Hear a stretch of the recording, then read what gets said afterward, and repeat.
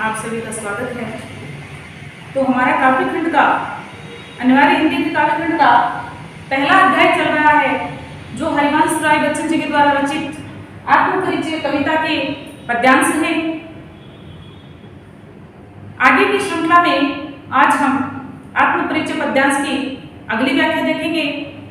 इस व्याख्या में, इस पद्यांश में कवि ने सत्य के खोज का वर्णन किया है कि व्यक्ति सत्य को कैसे जान पाता है। व्यक्ति केवल इस संसारिक माया मोह में फंसकर सत्य को जानने की कोशिश करता है, लेकिन वो वास्तव में सत्य को पूर्ण रूप से जान नहीं पाया है। इसी का वर्णन इस पद्यांश में कवि ने करने का प्रयास किया है। कवि कहते हैं, कर यत्न मिटे सब सत्य किसी ने जाना। जाने के बाद प्रश्न चिन्ह लगाया था। कवि पूछ रहे हैं कि इस संसार के बड़े से बड़े विद्वान लोग जो हैं, सत्य को जानने के लिए अनेक प्रयत्न कर चुके हैं, लेकिन क्या किसी ने सत्य को जाना है? कि सत्य को जानने के लिए उन्होंने अनेक प्रयत्न किए हैं, लेकिन अभी तक कोई किसी पूर्ण रूप से सत्य को नहीं जान पाया है। नादान वही है हाय जहां पर दाना, कि इस संसार में ज्ञानी और अज्ञानी दोनों लोग हैं। किस तरह कि नादान लोग जो हैं, इस संसारिक बातों को जानकर अपने आप को ज्ञानी समझने लगते हैं और वो सोचते हैं कि हमने सत्य को जान लिया है, जबकि सांसारिक बातों को जानकर केवल सत्य को नहीं जाना जा सकता, क्योंकि सत्य केवल आध्यात्मिक ज्ञान, ईश्वर की सत्ता को पहचान कर ही प्राप्त किया जा सकता है। इसलिए जो लोग ये सोचते हैं कि हमने सांसारिक बातों को समझकर सत्य को जान लिया है, तो उन लोगों को कवि ने नादान और नासमझ या मूर्ख कहा है। फिर मूढ़ ने क्या जग जो इस पर भी सीखे, कि संसार के लोग मूर्ख हैं जो सत्य को नहीं जान पा रहे हैं, क्योंकि सत्य को जानने के लिए इस सांसारिक बातों के माया मोह से दूर होना पड़ता है, तभी व्यक्ति सत्य को पूर्ण रूप से जान सकता है। ईश्वरीय सत्ता को, आध्यात्मिक शिक्षा को प्राप्त करके व्यक्ति सत्य की पूर्ण रूप से जानकारी प्राप्त कर सकता है। वो लोग मूर्ख हैं जो कहते हैं कि हमने सत्य को जान लिया है, वो केवल इस सांसारिक माया मोह में फंसे रहते हैं और उनको कभी भी जीवन में सच्चा लक्ष्य प्राप्त नहीं हो पाता।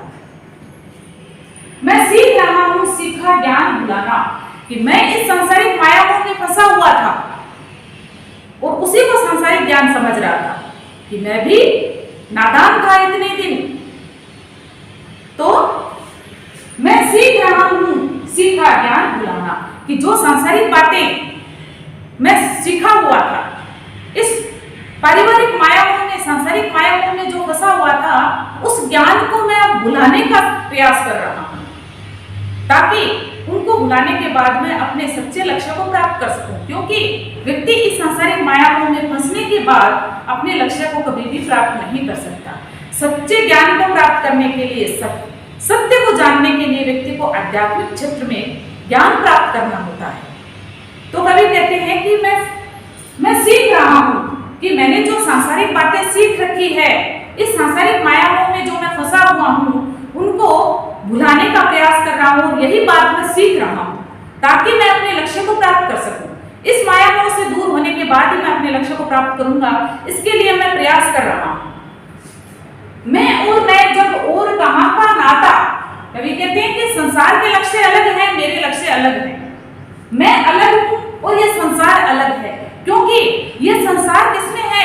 भोग विलास में फंसा हुआ, केवल भौतिक सुख सुविधाओं के लिए दौड़ता है, भागता है, और इसी को अपना जीवन का लक्ष्य मानकर दिन रात भागता रहता है। लेकिन मैं सांसारिक सुखों को, भोग विलास को या भौतिक सुख सुविधाओं को जीवन का सत्य नहीं मानता, जीवन का सुख नहीं मानता, इसलिए मेरे लक्ष्य अलग हैं। मैं उस चीज को सत्य नहीं मानता कि लोग भौतिक सुख सुविधाओं के चक्कर में इधर उधर दौड़ते रहते हैं, भागते रहते हैं, और उसी को अपना जीवन का लक्ष्य मानकर वो आगे बढ़ते हैं। लेकिन मेरा लक्ष्य इस संसार के लक्ष्य से अलग है। मैं केवल ईश्वर सत्ता को मानकर ही अपने लक्ष्य को प्राप्त करना चाहता हूँ। मैं आध्यात्मिक ज्ञान प्राप्त करना चाहता हूँ क्योंकि मैं सत्य को जानना चाहता हूँ और सत्य को जानने के लिए व्यक्ति को आध्यात्मिक ज्ञान की प्राप्ति होना बहुत आवश्यक है।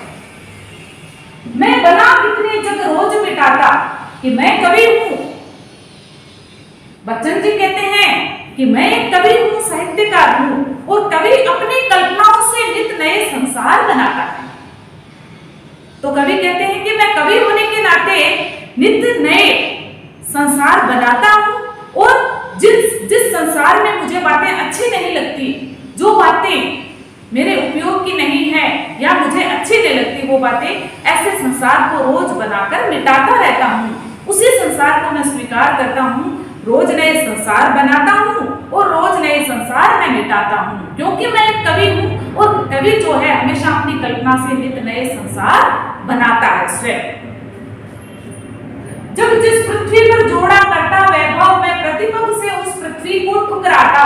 कवि कहते हैं कि जो संसार है, पृथ्वी पर जोड़ा करता वैभव, कि संसार इस पृथ्वी पर हमेशा किसकी भागदौड़ में रहता है? वैभव यानी भौतिक सुख सुविधा, ऐश्वर्य, भोग विलास।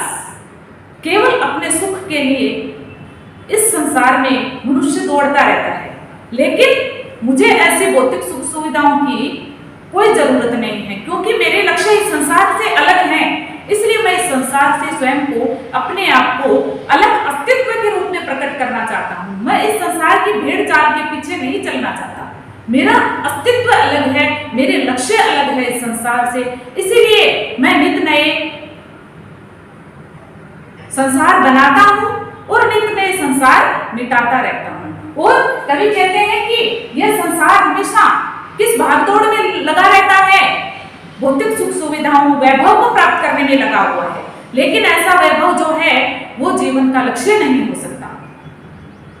और मैं प्रतिपद से, मैं हमेशा प्रतिदिन हर समय ऐसी पृथ्वी को, जो भौतिक सुख सुविधाओं से, वैभव से परिपूर्ण पृथ्वी को मैं अपने पैरों से ठुकराता हूँ। मैं ऐसे संसार को स्वीकार नहीं करता जिसमें केवल भौतिक सुख सुविधाएं, वैभव, ऐश्वर्य इनका बोलबाला हो। ऐसे संसार को मैं कभी भी किसी भी प्रकार से स्वीकार करने के लिए तैयार नहीं हूँ। मैं आध्यात्मिक ज्ञान प्राप्त किए सत्य को जानना चाहता हूँ।